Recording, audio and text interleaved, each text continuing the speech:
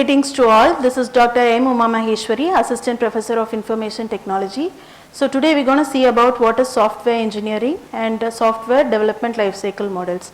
So before we go deep into the software engineering, let's see the definition of software engineering. To understand the software engineering, let's disseminate the words software. Software is a collection of integrated programs, and engineering on the other hand is building a product with the help of software.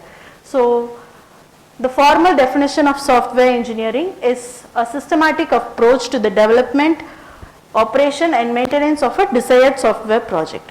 So as a software, it works in two ways. So as a product and a vehicle for delivering a product. So as a product, it delivers a computing potential of a hardware. So when it is integrated with a hardware component, a software product will deliver an expected functionality, and as a vehicle for delivering a product. For example, we'll take operating system. So operating system is a collection of various n number of projects. So it helps in creation and control of other products. So such that the software product works as a vehicle for delivering a product. So let's go into the software development life cycle. So in software development life cycle, there are a discrete number of steps. The first one is planning and requirement analysis, design, implementation, testing and maintenance. So planning and requirement analysis. So this is the first step of software product initialization. So the stakeholders will be giving a problem. So then the problem will be passage class. So the first step is requirement analysis. So in the requirement analysis, the whole requirements for the software product will be given by the stakeholders. The stakeholders are nothing but the clients of the product who is in need of a software. So all these 4 questions should be answered while getting the requirement analysis. So first one is, who is supposed to use the software? So who is the stakeholder of the product, and how will the software be used upon completion? So where the software will be applied in future? This question should be answered, and what type of data should be added to the software. So after completion of the product and after it is getting deployed in the client side, so what are the other data should be added to the software? That answer should be added here.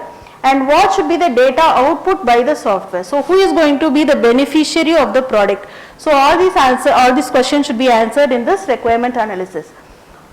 So on moving to the second phase, design, all the requirement analysis has been done and the data should be entered in the SRS document, software requirement specification document, and the document should be forwarded from the requirement analysis phase. So in the design phase, the problem that has been gotten from the client will be disseminated into modules, several modules, and each module will be given to the team of developers. So in the design phase, the problem is segregated into modules, and these modules will be followed in the next phase. Then implementation phase. The modules which has been disseminated in the design phase will be followed in this implementation phase, and each module will be followed up by the developers. So this implementation phase took the longest in the entire protocol. The next is the testing phase. So in this testing phase, each module that has been developed will undergoes unit testing, and each output of each module will be thoroughly analyzed whether it has satisfied that the stakeholders requirements. And moving on to that, each modules will be integrated together and forms a product. All the integration testing has been done, and whether the whole solution has compromised the solution which has been asked by the stakeholders. And acceptance testing will be done by the clients whether their requirements has been satisfied or not, and system testing will be done whether the product is working well in the client side. And moving on to the maintenance phase.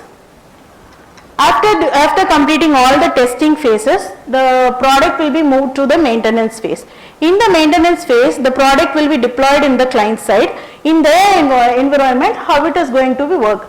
Once the customers start using the well developed software, the actual issues started surfacing, because in the clients, in the developer side, in the developer's environment, there won't be any bugs, because the requirements will be following by the design phase.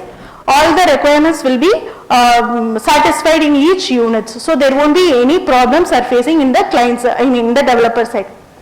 Once it got into the clients side, every problems will be surfacing. This doesn't mean that the software will get corrupted, because once we get the errors, we come to know what are